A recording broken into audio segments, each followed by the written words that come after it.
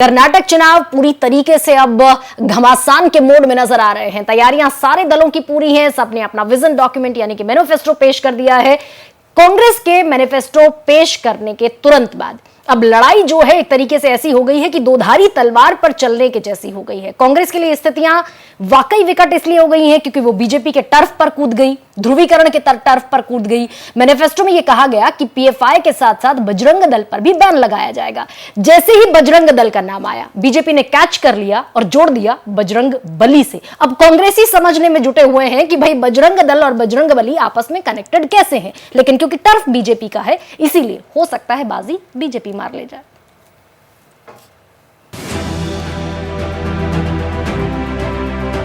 कर्नाटक में जीत की अच्छी संभावनाएं देख रही कांग्रेस अब बैकफुट पर है। बीजेपी अब कर्नाटक ही नहीं बल्कि पूरे देश में इसे मुद्दा बनाने लगी है।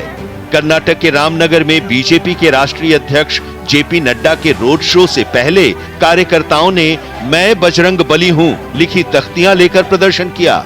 होसपेटे में प्रधानमंत्री नरेंद्र मोदी का भाषण बजरंग बली पर ही केंद्रित रहा। अब तक जय श्री राम का नारा लगाने वाली बीजेपी की रैली में प्रधानमंत्री बजरंग बली की जय का नारा लगाते दिखे। बीजेपी ने बजरंग दल पर बैन की तुलना बजरंग बली को ताले में बंद करने से कर दी है। मेरे लिए हनुमान जी की पवित्र भूमि को नमन करना ये बहुत बड़ा सौभाग्य है,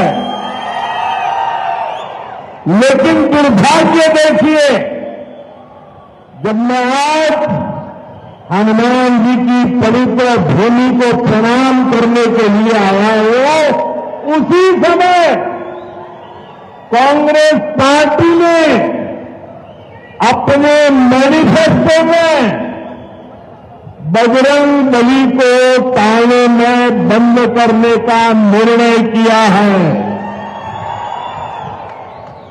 पहले प्रभु श्री राम को ताले में बंद किया और अब जय बजरंग बली बोलने वालों को ताले में बंद करने का संकल्प लिया है।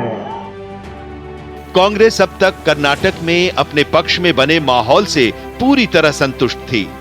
राहुल गांधी और प्रियंका के भाषण लोगों के दिलों को छू रहे थे, लेकिन अब हालात बदल गए हैं।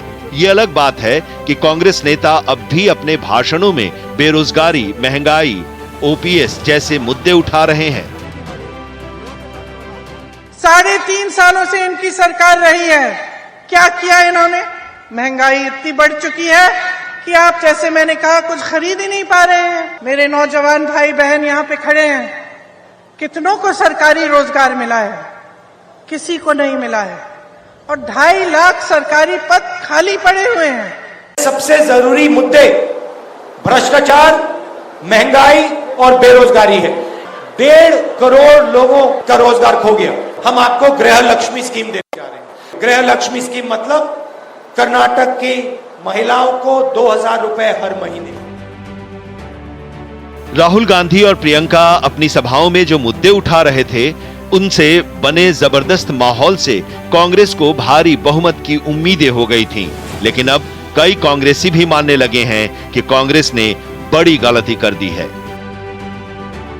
राहुल गांधी जी की पदयात्रा का सर्वनाश करने का काम इन्हीं लोगों ने किया। प्रियंका गांधी जी की मेहनत हो रही है और तमाम हमारे सिद्धरामैया और हमारे डीके कुमार जी, पूरे देश की कांग्रेस लगी हुई है कि कर्नाटक में हम सरकार कैसे बनाएं। उस बीच में ये तमाम तरह की बातें आ जाती हैं। अरे भाई, अभी तक तो जहरीला सांप हमारे गले में फंसा हुआ है और आपने हनुमान जी की पूंछ मार लगा दी, बजरंगबली छेड़ दिए। तो कांग्रेस पार्टी के अंदर कुछ नेता ऐसे हैं जिन्हें हिंदू विरोधी बातें करने में आनंद आता है। मुझे लगता है सब बीजेपी से मिले हुए हैं। दिल्ली में विश्व हिंदू परिषद, बजरंग दल और बीजेपी के कार्यकर्ताओं ने कांग्रेस मुख्यालय पर विरोध प्रदर्शन किया, तो तेलंगाना में भी बीजेपी कार्यकर्ता इसी तरह का माहौल बनाने में जुट गए हैं।